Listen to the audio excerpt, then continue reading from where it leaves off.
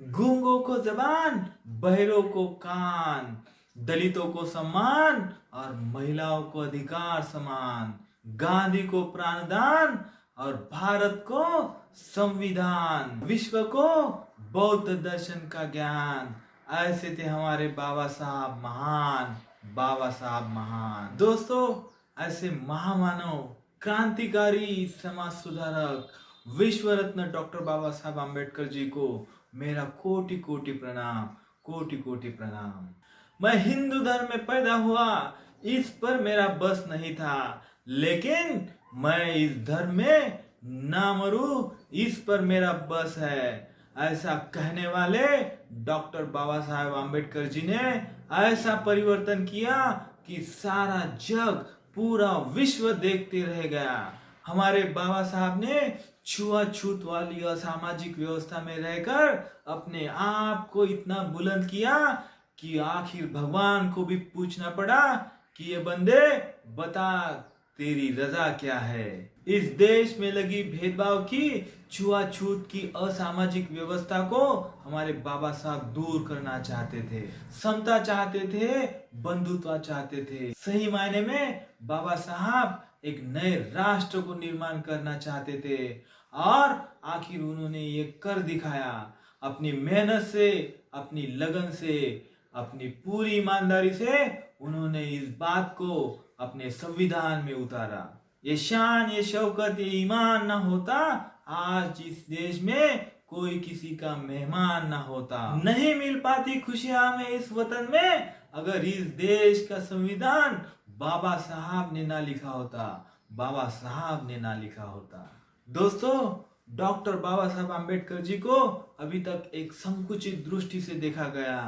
किसी ने उन्हें दलित नेता कहा तो किसी ने उन्हें संविधान निर्माता कहा। लेकिन जो बुद्धिवादी लोग हैं, जो प्रोग्रेसिव लोग हैं, वह आज उन्हें राष्ट्र निर्माता कह रहे हैं। डॉक्टर बाबा साहब ने राजनीतिक क्रांति से ज्यादा सामाजिक क्रांति को महत्व दिया। वह मानते थे कि सामाजिक क्रांति राजनीतिक क्रांति से पहले होनी चाहिए। इसीलिए उन्होंने 14 तले का आंदोलन, काड़ा राम मंदिर प्रवेश का आंदोलन किया। बाबा साहब का कहना था कि हमें व्यवस्था में बदलाव नहीं चाहिए, हमें पूरी व्यवस्था को ही उखाड़ फेंकना है। वह रिफॉर्म नहीं चाहते थे, वो पूरी व्यवस्था को रिकंस्ट्रक्ट करना चाहते थे और आखिर उन्होंने कर दिखाया। उनको सत्ता, पद, यश आदि से कोई आसक्ति नहीं थी। मानव कल्याण करना ही वह अपना आद्य कर्तव्य समझते थे।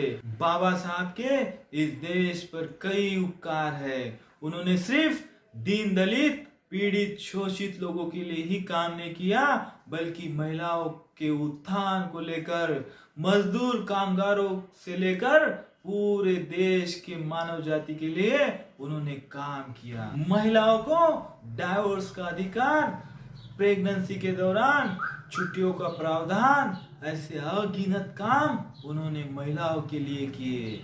बाबा साहब ने कभी अंग्रेजों से स्वतंत्रता के लिए लड़ाई नहीं की, क्योंकि वो चाहते थे कि पहले गुलामों के गुलाम मतलब शूद्र लोग आजाद हो जाएं, स्वतंत्र हो जाए। उनकी लड़ाई सामाजिक गुलामी से थी। उन्होंने वर्ण व्यवस्था, मनुवादी विचारों वाले मनुस्मृति को जलाया। जिस धर्म में छूने से अपवित्र माना जाता है, परछाई से अपवित्र माना जाता है, उस धर्म को उन्होंने छोड़ दिया और समता और बंधुत्व और जिसमें कोई भेदभाव नहीं, ऐसे धर्म को उन्होंने स्वीकारा।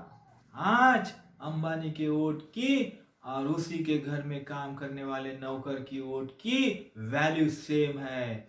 आज अमीर और गरीब सेम है। आज चाय वाला भी प्रधानमंत्री बन सकता है। आज हम कहीं पे भी घूम सकते हैं, बोल सकते हैं। ऐसी आजादी हमें सिर्फ बाबा साहब ने दी है। भारत के सभी लोगों को आज भारतीय के नाम से जाना जाता है और ये सारी देन हमारे बाबा साहब की है। हमारे राष्ट्रपिता महात्मा गांधी जी वर्ण व्यवस्था को मानते थे।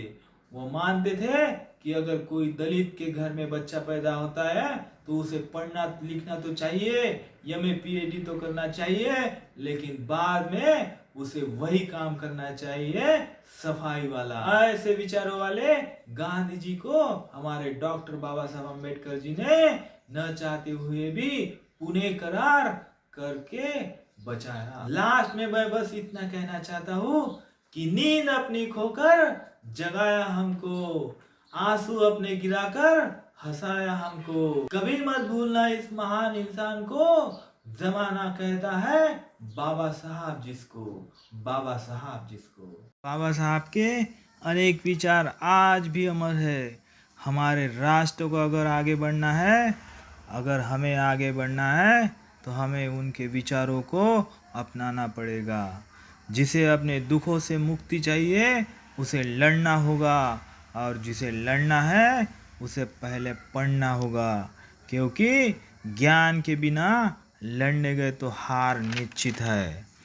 इसलिए उन्होंने कहा है कि शिक्षित बनो, संगठित रहो और संघर्ष करो। जीवन लंबा होने की बजाय महान होना चाहिए। 100 दिन बकरी बन के जीने से अच्छा है एक दिन शेर बन के जिया जाए। बुद्धि का विकास मानव मस्तित्व का अंतिम लक्ष्य होना चाहिए। मतलब आदमी ने प्रोग्रेसिव रहना चाहिए। दुनिया में आए हैं तो कुछ हटके कर दिखाना चाहिए। अपने भाग्य पे रोने के बजाय अपने ऊपर विश्वास रखो। अपने शक्ति और कर्म में विश्वास रखो। अपनी योग्यता पे भरोसा रखो। सम्मान के साथ, स्वाभिमान के साथ जियो।